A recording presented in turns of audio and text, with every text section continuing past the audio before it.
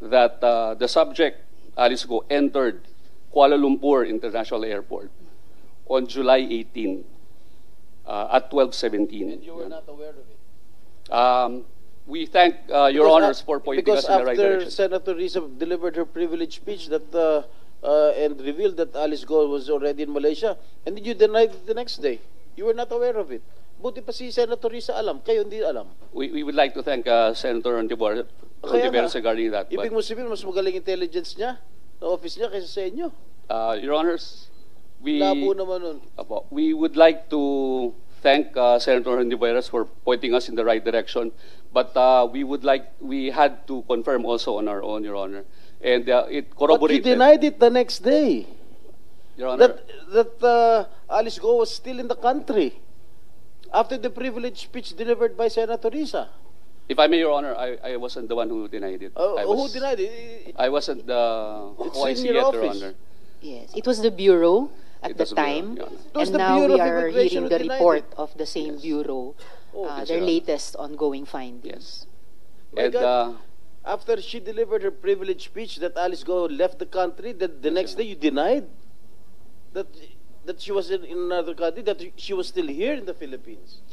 Commissioner, I hope Yes, you sir. understand why we feel very strongly about this. Yes, Your Dahil Honor, nung panahong I pong understand. iyon, just before we discovered and shared in plenary na nakatakas na pala si Alice Go, I remember there was a hearing, pangako po ng BI noon sa amin, Yes, Your Honor. ni SP Pro Tempore, based on his questioning, na andito pa si Guo Huaping sa Pilipinas at hindi siya patatakasin ng BI. Yun pala at that time, she had already escaped. So, kaya po, I'm sure you can understand how strongly we feel po about this.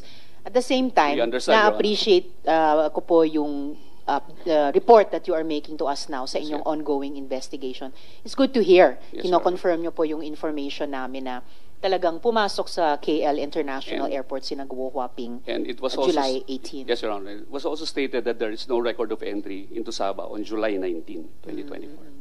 Opo, similar dun sa napag-alaman namin na yung stamp supposedly entering Sabah July 19 was fake. Yes. Unlike po yung kino-confirm nyo na rin ngayon na genuine stamp of arrival at KL International Airport on July 18. Tama July po? 18 yung entry po. There was a confirmation of the entry of the subject into Kuala Lumpur International Airport on July 18, Apo. 2024 at 12:17, Your Honor. And in Please the event proceed po that with your report. in the event that there are any mistakes made in the past, we would like to rectify that, Your Honors. And hopefully, wala nang repeat po niyan. Ang bubuin po namin hindi lang findings but recommendations, Yes, including Your Honor. through remedial legislation, ay Yes, para Your Honor. hindi na mangyari ulit yan Opo. in the hands of BI. And Madam Chair, just to Senator clarify, Joel. that's the arrival you're talking about, Arrival July po. 18, Yeah. arrival in Yes Malaysia. po. So that was the first time you got this information that she's already out of the country. The sighting, the official sighting, official document that says she's no longer in the country. That's July 18 in Malaysia. We confirmed, we were able to confirm it. Yeah, that's Yes. the only. That's the first one. The first one, you realize that she's no longer in the country. Officially. Personally, Your Honor, when I was appointed as the OIC, I immediately sought the authorization from our mother agency to conduct the investigation. So what I did was I sent out notices and sent out memoranda to require our terminal heads to submit their respective reports. And the confirmation that we got from impartial third-party sources was only given to us more than a week ago, Your Honor. Madam Chair. Yes, To SP Pro confirm, Your Honor. Tempore. Yes, Your Honor. When did you get to know that Alice Go already escaped the country? Is it because of the privilege speech delivered by Personally, Senator Your Honor. Ontiveros? Personally, Your Honor, or the Bureau? The Bureau. The Bureau. I cannot speak for the whole Bureau, but I only learned about it on August 19 during the day. After the privilege speech of Senator Risa? Yeah, Your Honor, yes. That's the truth, Your Honor. Thank you for About the the- truth, Commissioner. And also for, Actually- as the Chair said earlier, updating the committee now about the results of the ongoing investigation. Can you complete your report to the committee for Yes, Your Honor. full knowledge? We will complete the report, Your Honor. So pero for today, yun na po ba For yung today, maiulat sa Yes amin? po, Your Honor. We can give a copy to the members of the committee, so for your study and perusal. Yes, Senator Sherwin. Madam Chair, just to pursue a topic. Confirmed, Commissioner, na July 18, 2024, si Ms. Go Huaping arrived in KL 12:17 p.m. 12:17 hours po, so that would be noon. Noon time. So, and that stamp is authentic. What the third-party source said was, we can confirm that she entered She Kuala entered Lumpur because of International that Port. and the evidence is that stamp. We started off with the query with providing them with the stamp. Okay, and they confirmed that the stamp is authentic. They confirmed the entry, Your Honor. What's the difference? What's the difference? Isn't the stamp the evidence of the entry? Yes, Your Honor. O Yes, so Your pareho Honor. lang siya. Yes. Tama? Your Honor. Yes, Your Honor. So paano siya, anong sinakyan niya? It's an airport, so obviously it's an airplane. Yes, Your Honor. So what are the, I'm sure you've seen, siguro chinek niyo yung airlines arriving at that time? We are in the process of asking for the manifests to Okay. determine where she came from, where the flight to Kuala Lumpur International Airport came from. Pwede siyang manggaling sa ibang lugar at dumating Yes, sa Your KL? Honor. Pwede siyang manggaling sa Pilipinas at nanggaling sa Yes, KL? Your Honor. Diba? That's we're in the process of verifying that, Your Wala Honor. pa tayong information. Wala pa po But kaming sigurado tayo information. nag-aeroplano siya at Yes that po. time. Oo. Okay. Papasok ng Malaysia. When can we get that information? We are in Because the it's only government to government that can get that information. We will try with the different airlines, Your Honor. Can to get the the manifests. KL authority in KL airport provide that information? Alam nila lahat ng mga aeroplanong pumapasok doon at that time, at that particular time. There might be issues concerning diplomacy or we Then are not then- sure, Your then- Honor. We had to, frankly, Your Honor, we had to do some back channeling. Your Honor. Yeah, but what's the issue with diplomacy? It's only a flight manifest coming from an airport. Yes, Your Honor. So I don't see the what we, complication. at this point, Your Honor, what we can do is, or what we've been doing is we are requesting from airlines as to the copy of their manifest. Baka pag And we're airline, also- ang dami eh.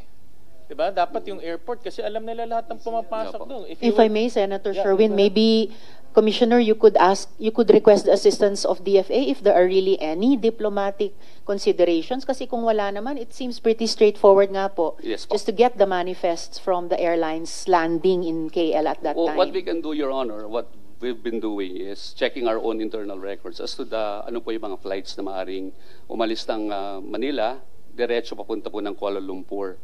Aside from that, we have been making representations with airlines para kung ano po yung pwede lang i-reveal in accordance with their flight manifest. But I think it's harder, sorry, Madam Senator Chair. Joel. Sorry, but I think it's harder, sir. Yes, Attorney Joel, no, with all due respect, parang it's harder. It's easier to go straight to the airport and find out anong airline yan. Is it Yes a po, Your commercial Honor. flight? Is it a private plane? We will do that, Your Honor. No, but as of now, you don't have any idea? Hindi po namin ginagawa na to go directly to the airports, To the Your Honor. airport? Oho.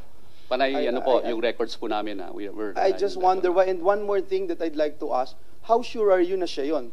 Because Gua Waping and Alice Go can't even, ayaw nga niya aminin na siya si Gua Waping eh. We had to go through channels, Your Honor, and it is a impartial third-party source, which And we that can is cite.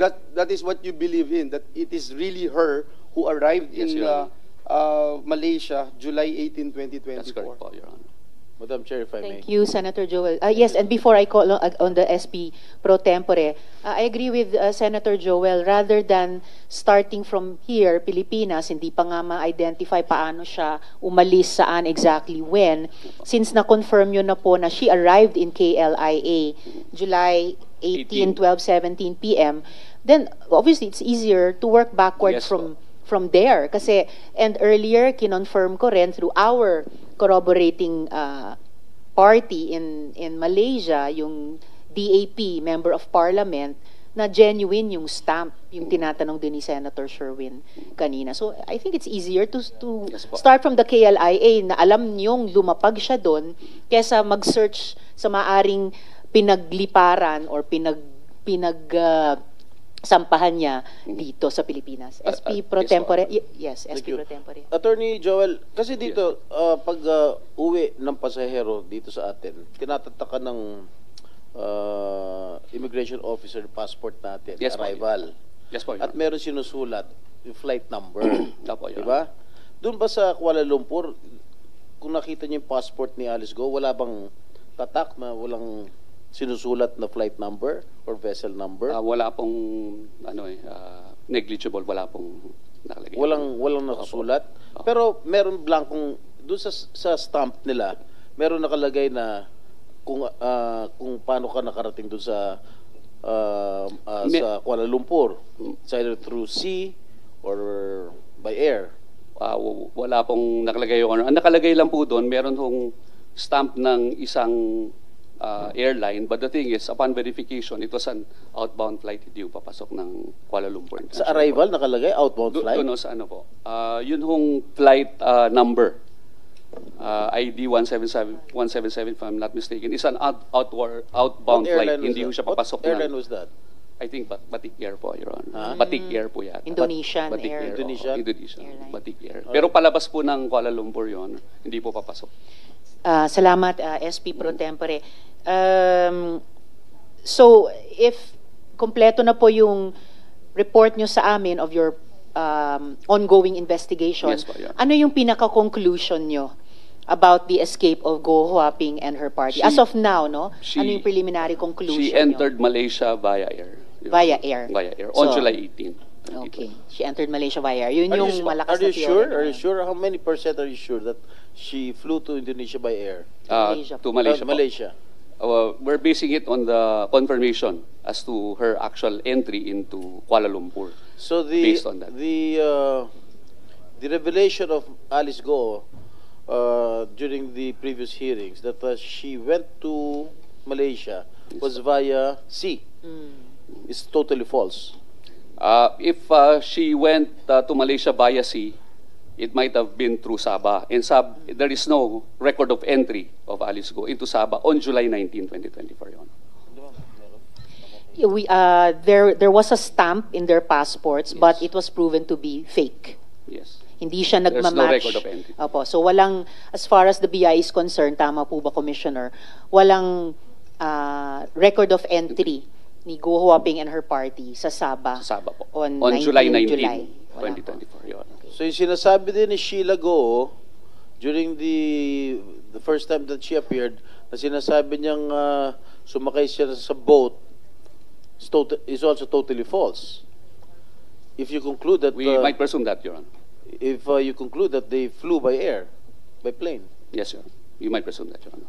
Thank you, SP Pro Tempore. Yes, Senator Sherwin. Madam Chair, on the same topic, Commissioner, I suggest, kasi meron na tayong time, Yes, po. meron na tayong date, meron tayong stamp, we can also get the CCTV. No? I would assume that in KL Airport may CCTV yan.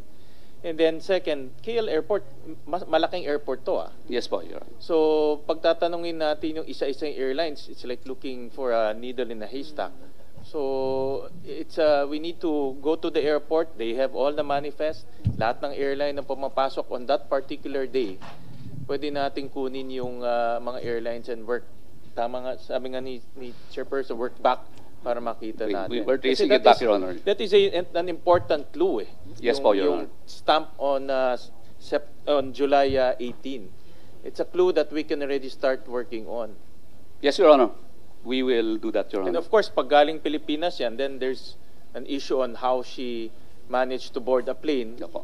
and leave the Philippines. At least natuldukan na po yung date of entry niya at oras, papasok ng Malaysia. So all we need to do is trace back. Yes. So at least yung pong time frame at timeline natin, na limit na po natin. Pwede ba pwede ko ba tanungin, Madam Chair, si Ms. Go? Yes, bakit Ms. nga may Go time, Huaping. bakit nga meron kang July 18 entry in KL? Sen, regarding po that I invoke my right against self-incrimination po. Thank you po. Salamat, Sen. Sherwin. Okay, since, salamat, Commissioner Viado. You're welcome po, Your Since Honor. sinabi kanina ni Attorney Tago ng DNR,